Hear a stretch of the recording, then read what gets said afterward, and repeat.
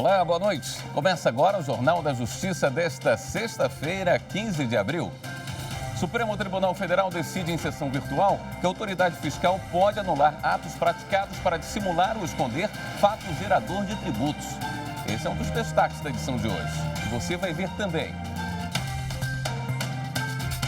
Conselho Nacional de Justiça vai lançar versão internacional do Manual sobre Algemas e outros instrumentos de contenção em ambientes forenses. Juíza do Paraná determina que a mulher trans que teve o cabelo raspado em cadeia masculina seja solta e monitorada por tornozeleira eletrônica. E ainda, diante do aumento expressivo de crianças registradas apenas com o nome da mãe, Justiça Mineira cria meios para facilitar o reconhecimento de paternidade.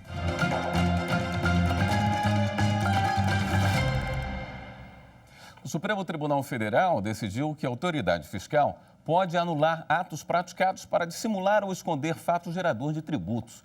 O julgamento foi no plenário virtual. A CNC, Confederação Nacional do Comércio de Bens, Serviços e Turismo, questionava no Supremo a validade constitucional de trechos de uma lei complementar de 2001, que alterou o Código Tributário. A norma permite, por exemplo, que a autoridade administrativa desconsidere atos ou negócios jurídicos praticados para ocultar a ocorrência de fato gerador de tributo. Para a CNC, o dispositivo permite à autoridade fiscal tributar fato gerador não ocorrido e previsto em lei. A relatora, ministra Carmen Lúcia, votou contra a ação. Segundo a ministra, o dispositivo não impede o contribuinte de buscar economia fiscal pelas vias legítimas e evitar licitamente a ocorrência de fato gerador. Além disso, o agente fiscal não estaria autorizado a definir fato gerador e aplicar tributo sem previsão legal. A maioria dos ministros seguiu esse entendimento pela validade do dispositivo do Código Tributário Nacional. A juíza Rafaela Rios, da primeira vara criminal de Arapongas, no Paraná, determinou que a mulher trans que foi presa em uma cadeia masculina e teve o cabelo raspado seja solta com o uso de tornozeleira eletrônica. A magistrada reconheceu que o tratamento utilizado foi inadequado e fere a dignidade da detenta. No despacho, a juíza destacou que as denúncias de violência contra a transexual apontam desrespeito aos direitos da suspeita. A magistrada reforçou que a prisão, se mantida, poderia ter desdobramentos ainda piores para a segurança da investigada. A mulher trans foi presa no dia 4 de abril, acusada de roubo em Arapongas, no norte do Paraná. Na penitenciária da cidade, ela denunciou ter tido os cabelos raspados contra a vontade e ofendida com xingamentos. A Defensoria Pública do Paraná, o Ministério Público do Estado, além do Tribunal de Justiça, a Ordem dos Advogados do Brasil e entidades representativas estão acompanhando o caso. A polícia vai investigar também eventual prática de homotransfobia. O Conselho Nacional de Justiça lança na próxima segunda-feira, 18 de abril, a versão internacional do Manual sobre Algemas e outros instrumentos de contenção em ambientes forenses. O material foi lançado originalmente em português em 2020. Com representantes nacionais e internacionais, o evento será transmitido ao vivo pelo canal do CNJ no YouTube em salas simultâneas, com traduções em português, inglês e espanhol. O material tem o objetivo de divulgar internacionalmente a experiência brasileira e detalha ainda riscos no uso da força para a condução de pessoas custodiadas e inclui as recomendações do Comitê Europeu para a Prevenção à Tortura. E no próximo bloco, Justiça Federal dá prazo para que União e Estado de Goiás assegurem a análise dos pedidos de pensão de vítimas do Sérgio 137. Voltamos já. Meus parabéns a toda a equipe da TV Justiça. Que vocês continuem nesse firme propósito de dar transparência dos julgamentos do Supremo Tribunal Federal e também de transformar o juridiquês em uma linguagem fácil, didática e acessível ao cidadão comum.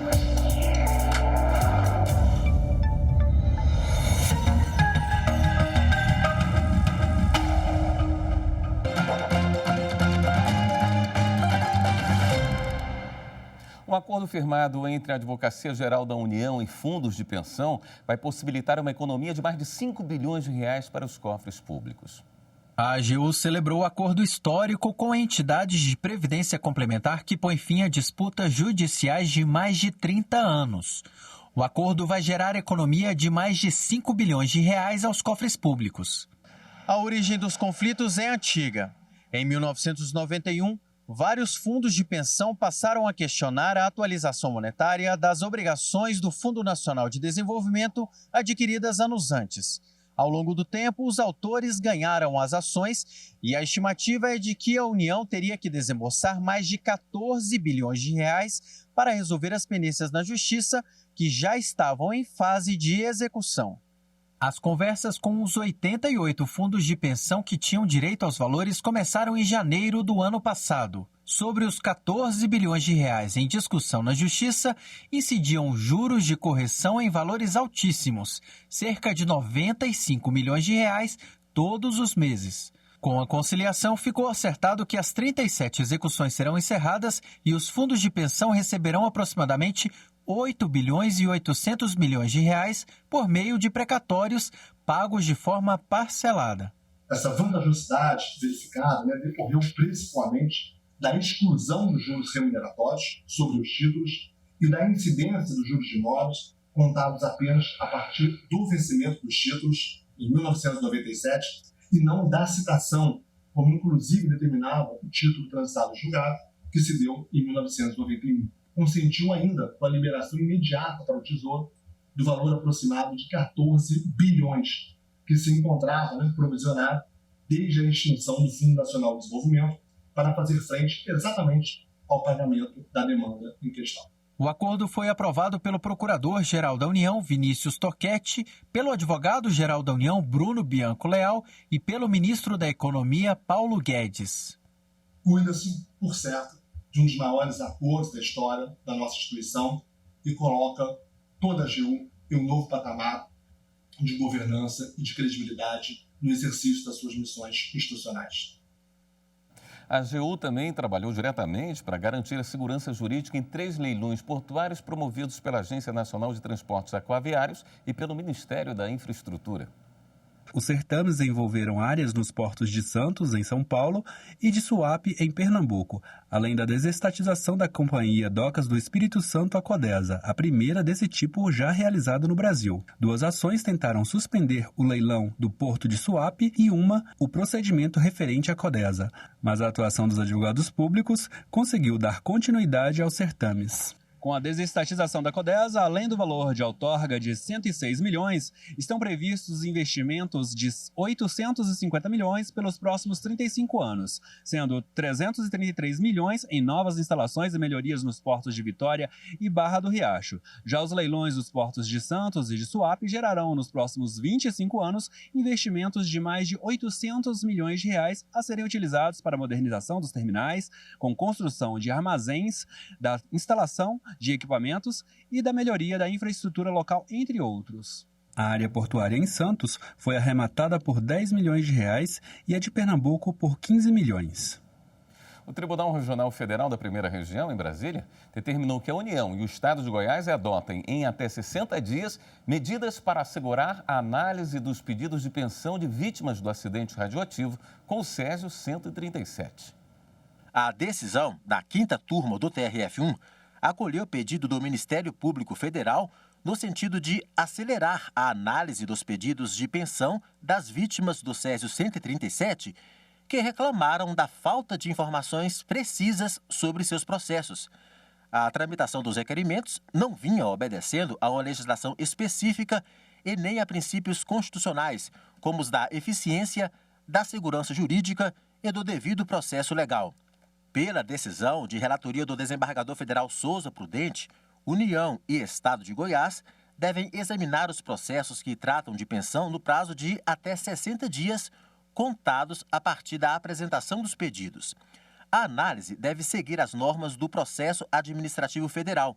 Deverá ser assegurado um número adequado de servidores para realizar as atividades administrativas da Superintendência Leide das Neves Ferreira, criada para acompanhar e assistir às vítimas. Inclusive, com a incorporação de pelo menos um médico psiquiatra. A quinta turma do TRF1 determinou ainda que a União supervisione os processos especiais de pensão por meio do Ministério da Fazenda, conforme já está previsto em lei federal. Um dos objetivos dessa lei é garantir que as pensões sejam concedidas a pessoas que comprovadamente tenham sido expostas ao césio, tendo desenvolvido sequelas que impedem o desempenho ou o aprendizado de maneira total ou parcial. A Justiça do Rio Grande do Sul promoveu um debate online com o tema O Discurso de Gênero nas Decisões. É mais um passo do TJRS no enfrentamento à violência doméstica e familiar no Estado. O encontro reuniu magistrados e especialistas para debater como a questão de gênero pode interferir nos discursos legais de todos os operadores jurídicos. O Corregedor-Geral da Justiça fez a abertura do colóquio e falou sobre as atividades realizadas pelo Judiciário Gaúcho durante a 20ª Semana da Justiça pela Paz em Casa. O CNJ e nós também da Corregedoria promovemos várias ações, palestras, conscientização, exatamente para que possamos, dentro das nossas atribuições, lutar pela paz em casa. A conversa foi conduzida pela juíza corregedora Thaís Culau de Barros, coordenadora da CEVID, e pela juíza titular da Vara da Violência Doméstica e Familiar da Comarca de Canoas, juíza Fabiana Pagel. Por que, então, fazer um colóquio sobre discurso de gênero, Há algum tempo, a teoria feminista tem discutido a questão do direito como uma tecnologia de gênero, que é algo que a gente geralmente debate em relação a propagandas, em relação a piadas, o quanto essas coisas que a gente vai repetindo interferem na criação e na continuação dos padrões de gênero que a gente mantém na sociedade. Para refletir sobre como os gêneros interferem nos discursos legais, foram convidadas 2 acadêmicas que estudam o tema. A primeira palestrante foi a doutora em Sociologia, Rochelle Facchineto. Ela falou sobre a sua pesquisa que aborda o discurso de gênero no Tribunal do Júri. Porque o que está em jogo também é de que modo, por exemplo, a noção mulher, a categoria mulher é produzida dentro do campo jurídico.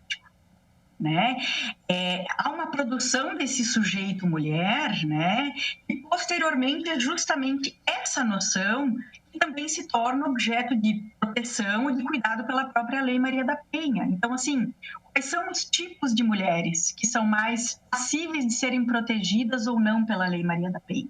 Na sequência, a mestre em Sociologia, Vanessa Ramos da Silva, abordou o tema disputas jurídicas nos pedidos de alvará judicial para aborto e falou sobre o objetivo da pesquisa realizada por ela.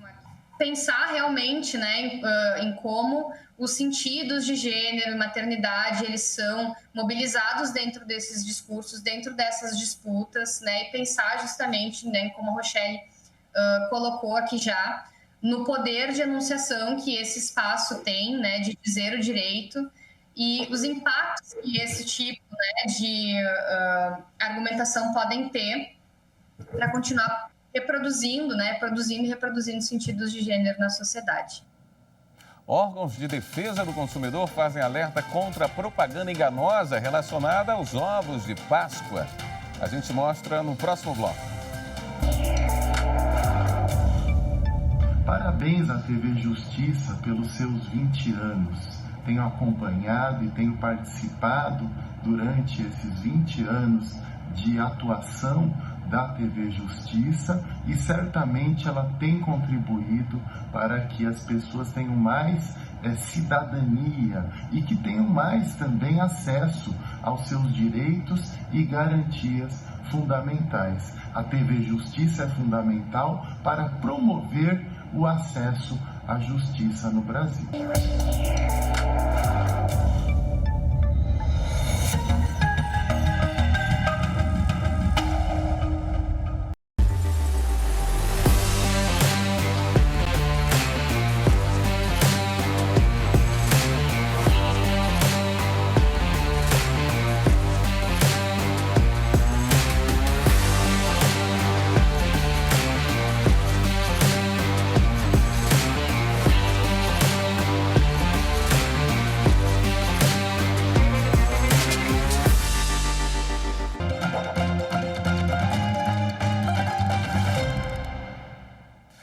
Tribunal de Justiça de São Paulo determinou o bloqueio de pagamento de dívidas do Hopi Hari. A decisão impede o parque temático de manter pagamentos aos credores após a aprovação da recuperação judicial. Com a homologação da recuperação judicial, o débito do parque foi definido em 420 milhões de reais. Por enquanto, apenas os credores trabalhistas começaram a receber os pagamentos. O processo para suspender os pagamentos foi movido por duas empresas que são credoras do parque, mas que não possuem preferência de pagamento. Ambas só começariam a receber após o término dos demais débitos. Uma das instituições é um banco e a outra é uma consultoria. O TJ de São Paulo atendeu ao pedido. Em nota, o parque lamentou a decisão e disse que vai recorrer. Dados dos cartórios de registro civil de Minas Gerais mostram que nos últimos 2 anos o estado teve a menor quantidade de nascimentos e boa parte dessas crianças foi registrada apenas com o nome da mãe. Diante disso, a Justiça Mineira tem buscado meios para facilitar o reconhecimento de paternidade.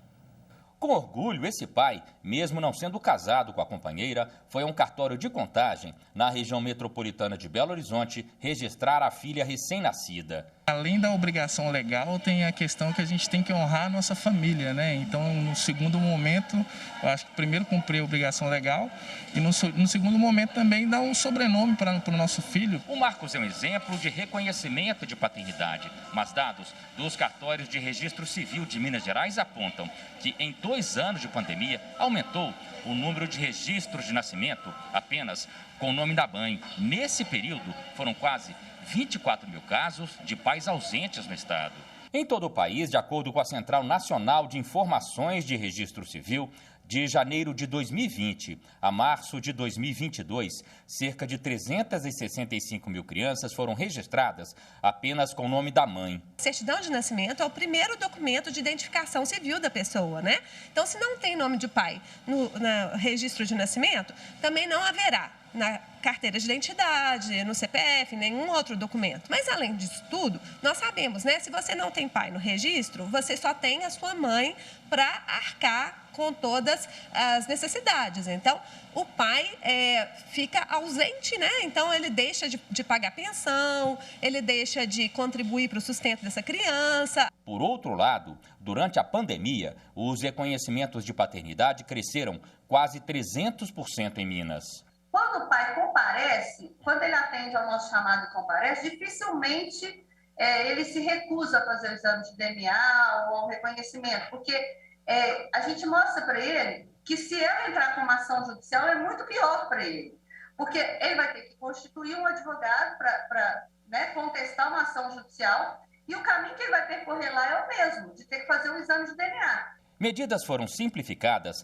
para facilitar o reconhecimento, como fazê-lo em qualquer cartório de registro civil, sem necessidade de decisão judicial e com a concordância dos pais. No Centro de Reconhecimento de Paternidade em Belo Horizonte, a mãe pode fazer o pedido de reconhecimento da paternidade. O filho maior de 18 anos também pode pedir o reconhecimento do pai e o próprio pai a assumir a paternidade de um filho, seja criança ou adulto. Aqui no CRP o procedimento é totalmente gratuito, a pessoa não precisa de advogado, né? Basta a pessoa comparecer com a certidão de nascimento da criança, um comprovante de endereço, né? E os documentos da mãe, né? Ela vai trazer os dados desse suposto pai, o nome, se ela não tiver o endereço, se ela tiver pelo menos os dados dele de qualificação, a gente tenta localizar o endereço, e aí a gente vai chamar esse suposto pai aqui no CRP e disponibilizar o exame de DNA gratuito para que eles possam fazer. Eu acho que isso aí é uma questão que é indispensável, não tem como não colocar, né? E eu, como pai, eu tenho que assumir a obrigação pelo meu filho. Sexta-feira Santa, a Páscoa está logo ali.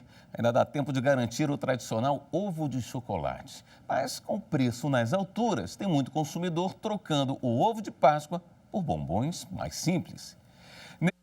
Qualquer promoção é muito disputada, mas o Instituto de Defesa do Consumidor, o IDEC, faz um alerta contra a propaganda enganosa. Elisângela olha, pensa, faz as contas e não tem jeito.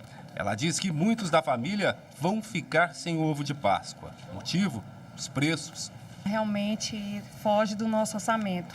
Então, o escape, a alternativa é comprar caixa de chocolate. O valor do ovo de Páscoa está 44% mais caro neste ano do que em 2021, seguido por bombom, 21% e caixa variada, 13%. Os dados são do levantamento realizado por uma plataforma de dados do varejo. Entre um supermercado e outro, o que a gente percebe é que o Parreiral encolheu.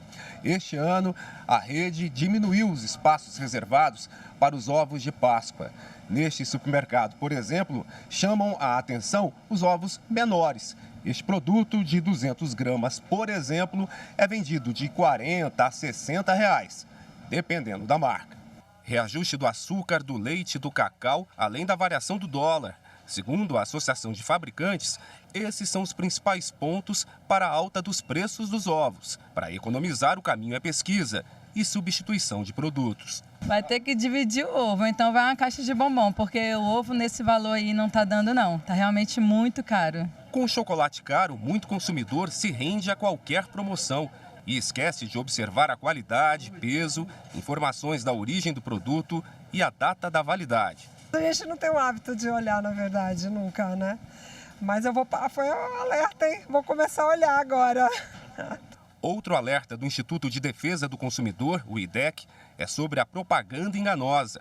Viu no anúncio um preço e na loja encontrou outro? Denuncie.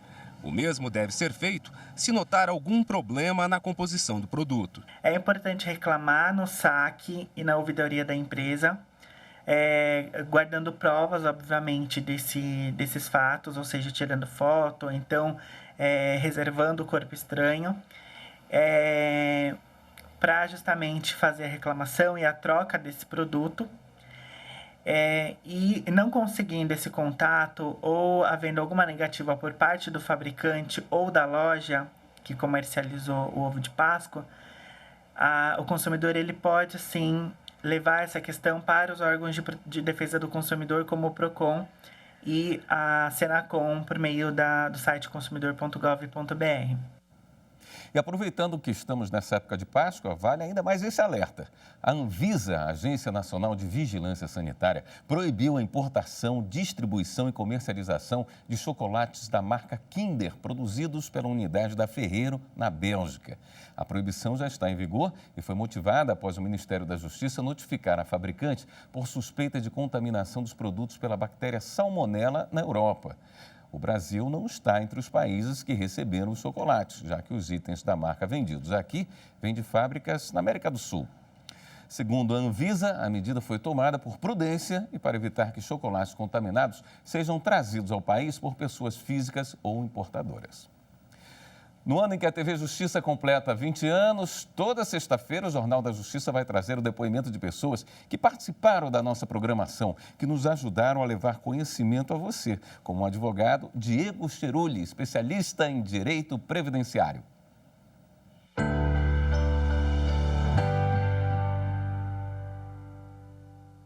Eu já tive o prazer de participar algumas vezes de alguns programas da TV Justiça. E a TV Justiça, na sua função pública, consegue levar à sociedade o conhecimento do direito. E eu pude participar um pouco dessa transformação, falando um pouco do direito previdenciário, uma matéria que muito é tratada pela TV Justiça com muito cuidado e que muito interessa à sociedade, que está sempre em voga em todas as discussões. A TV Justiça faz questão de trazer matérias técnicas com profissionais sérios e que reflitam exatamente aquilo que o direito transmite.